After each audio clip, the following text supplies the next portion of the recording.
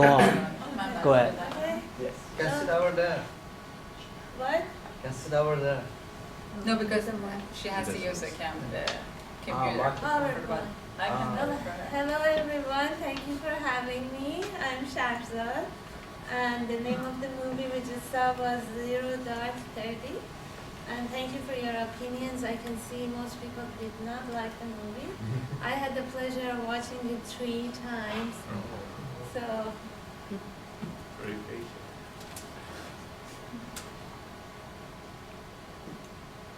sorry, my PowerPoint doesn't work.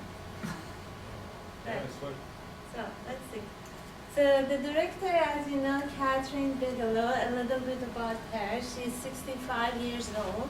She's the only woman who has ever won an Oscar for the best director for her movie Hardwicke. That happened in 2010.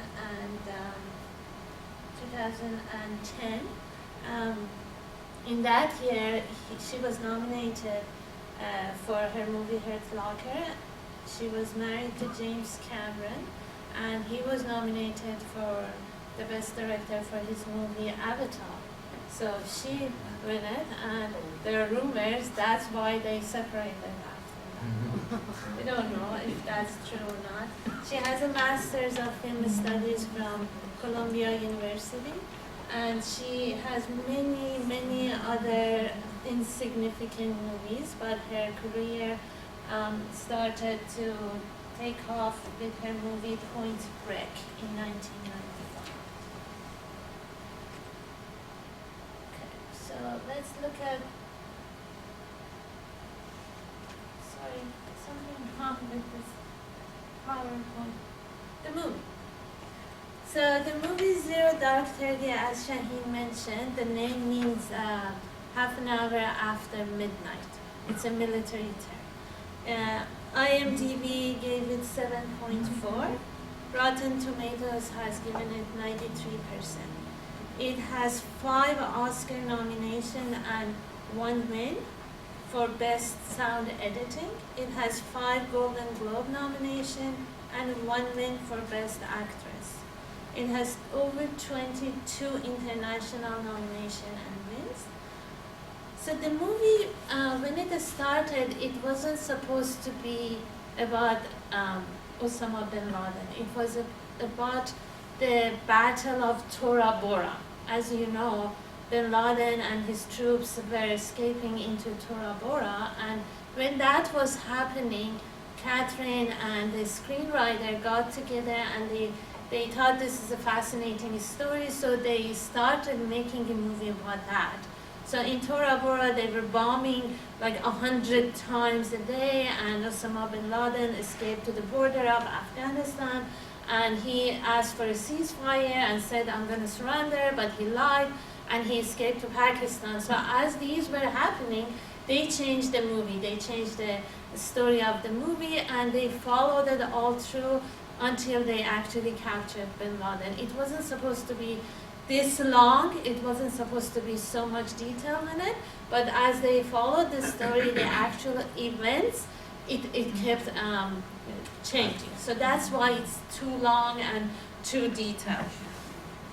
It has been filmed in India. It hasn't been filmed in Pakistan, and Indians did not like that. They objected. They said, this is not fair. You cannot show our cities and say this is Pakistan is dirty, it's ugly, we are not. So the Indians do not like this movie. The audios at the very beginning of the movie, they are the real ones of 9/11, and the families of those people who have died that we hear, they launched a lawsuit against them, the company, because they didn't ask for the consent to use their loved ones' voices, but they lost the lawsuit.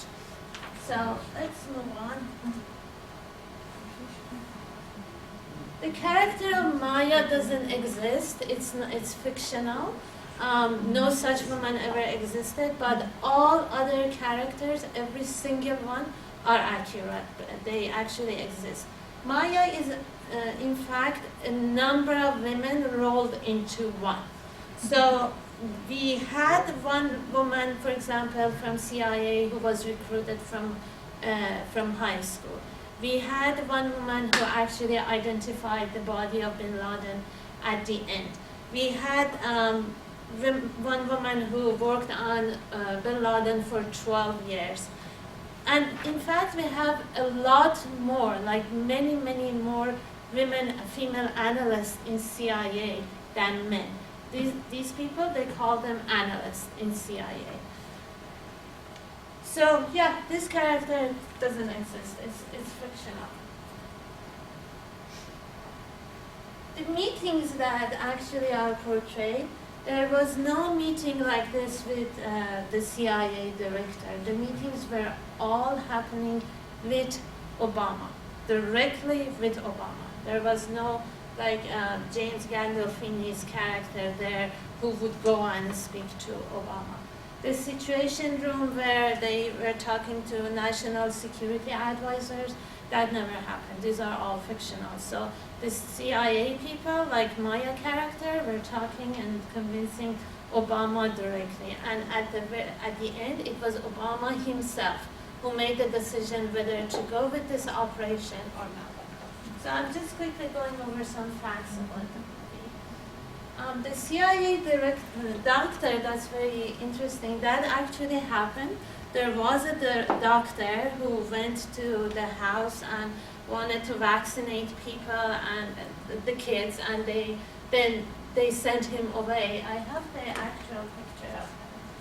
Yeah, this is the actual doctor.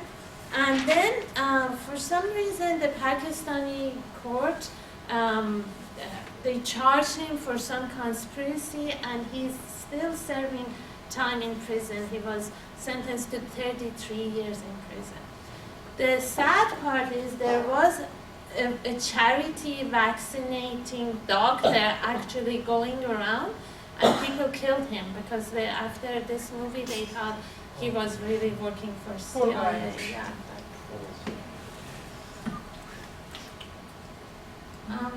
The raid.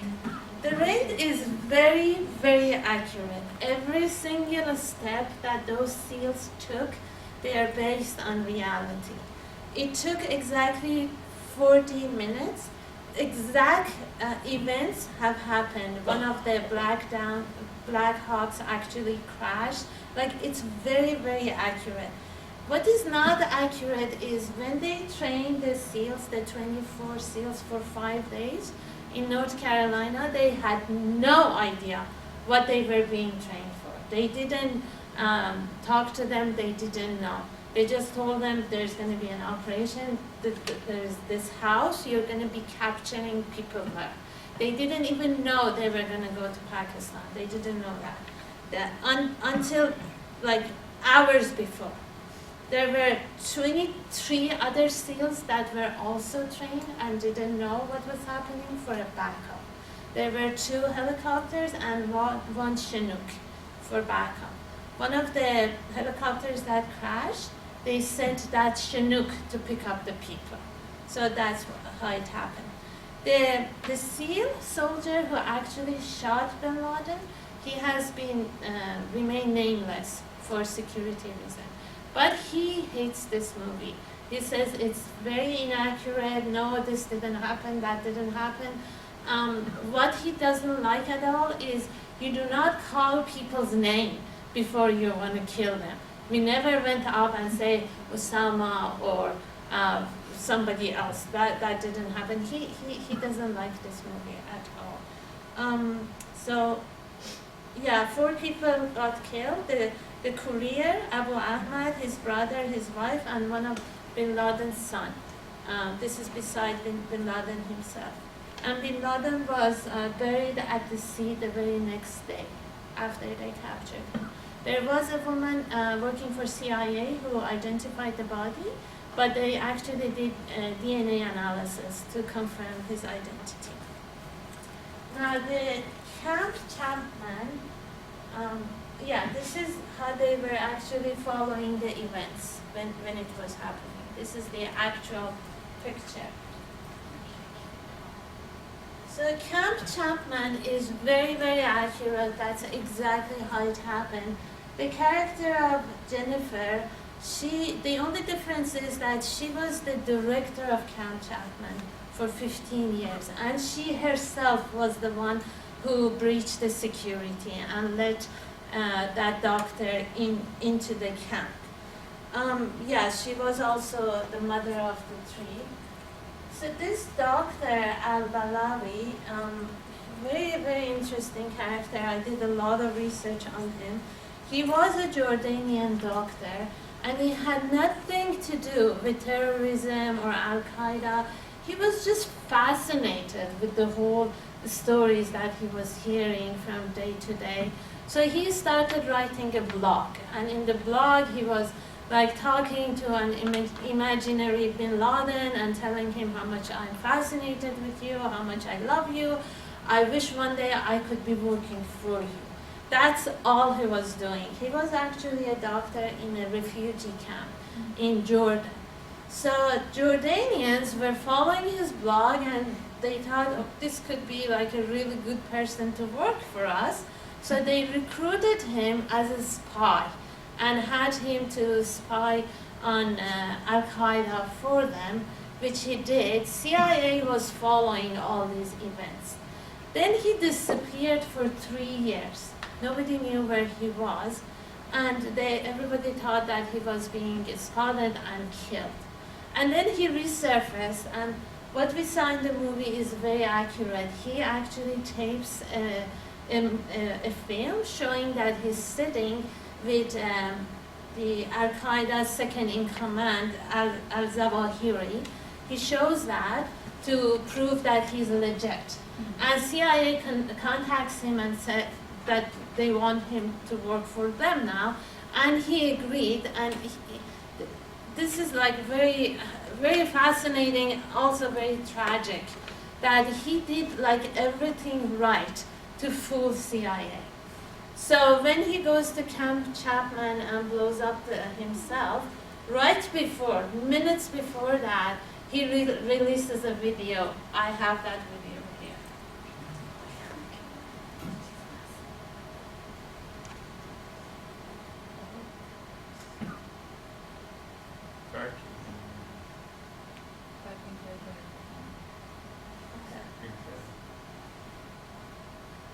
How do we do this? Using mouse.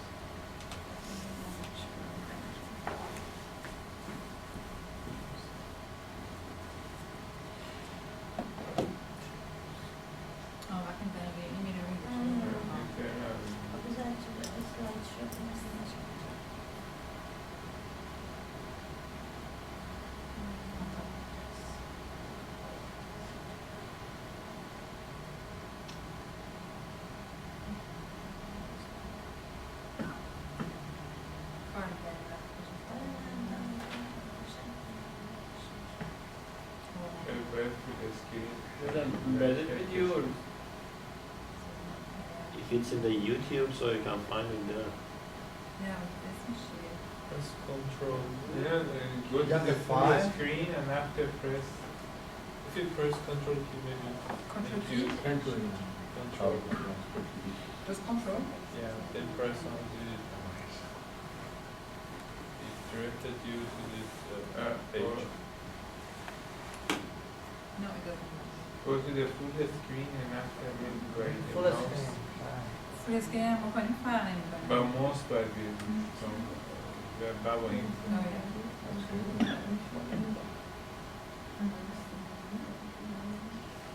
الان با mouse میتونیم بیرون خب برای خب نمی‌زن میگه وقتی من با ماوس میام روش الان من با ماوس روشم ولی خب here.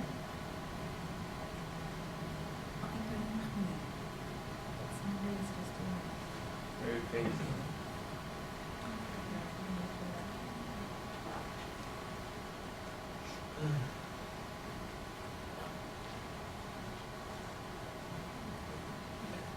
It's okay. Let's move on. I'll find it out.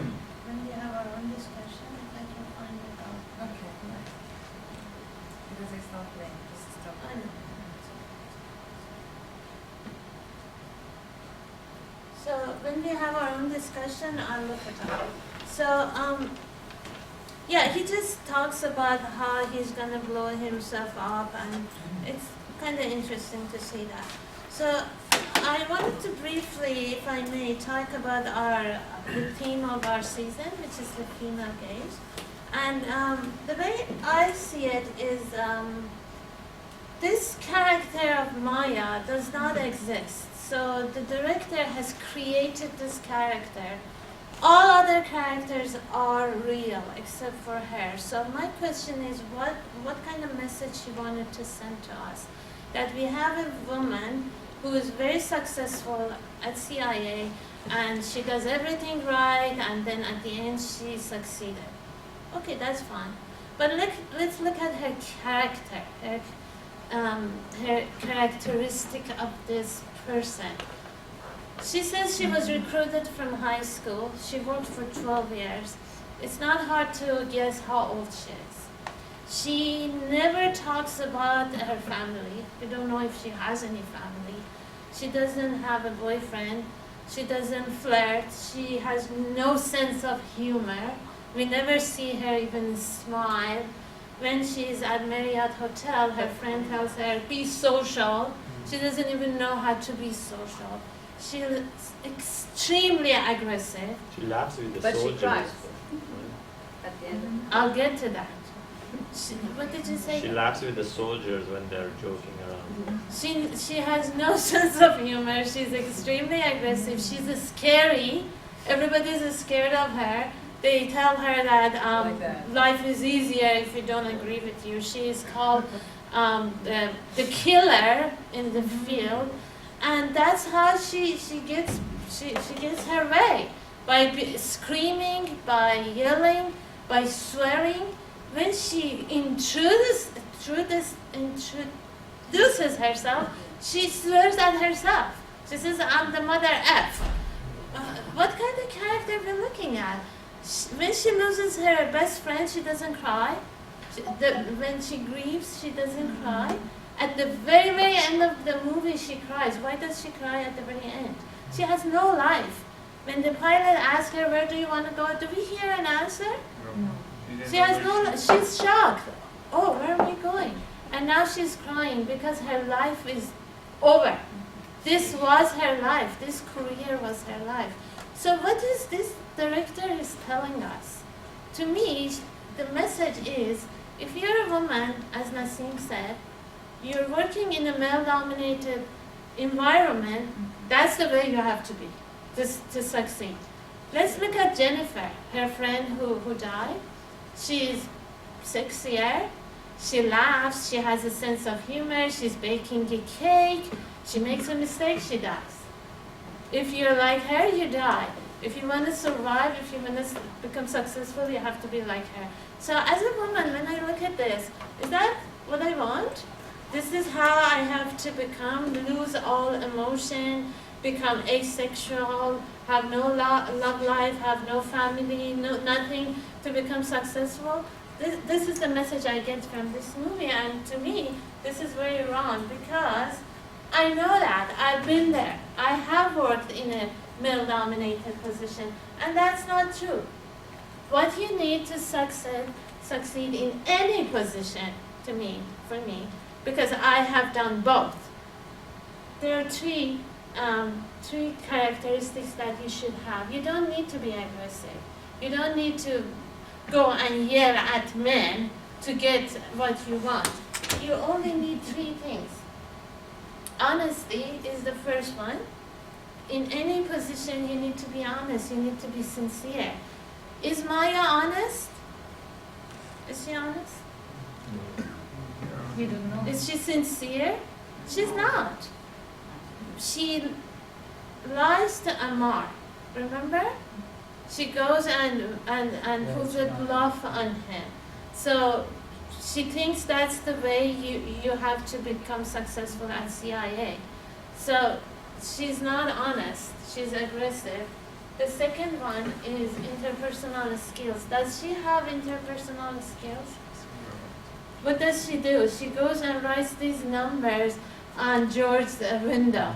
When she talks to that telephone guy, she She yells at him. She says, I don't even care if your guys are sleeping or not. I don't care about anybody. I don't care about people. I just want things to be done. This is not interpersonal skills. She's not nice, in other words. She's not nice to people. And the last one is emotional intelligence, which is very, very important these days at workplace. What does it mean? It means when and where to show emotions and what kind of emotions. So going back to where she writes these numbers on George's window, she doesn't show any sympathy to him. She doesn't show any empathy to George. We can see George is really trying. She doesn't care. I don't care. The only place that I can see her displaying some skills of relating to people is when she buys a beer for that telephone guy. And what happens after? She gets very far than yelling and screaming and saying, I don't really care if you have a slab. I don't care. I need to see results. So to me, this movie is a big failure if we look at the message I was getting from this female director to the women, that this is who you have to become successful, and for me, that's not true. That's it.